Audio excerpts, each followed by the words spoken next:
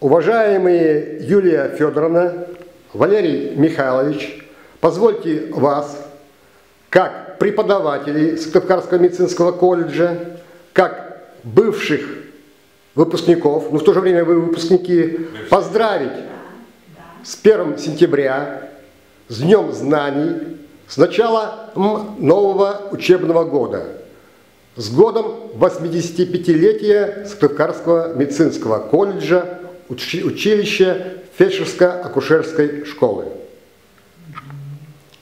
Так, что вы можете передать своим студентам, бывшим, либо абитуриентам, будущим студентам? Мы желаем, чтобы хорошо учились. Для этого и поступили, чтобы получить хорошую специальность и работать, повышать знания дальше.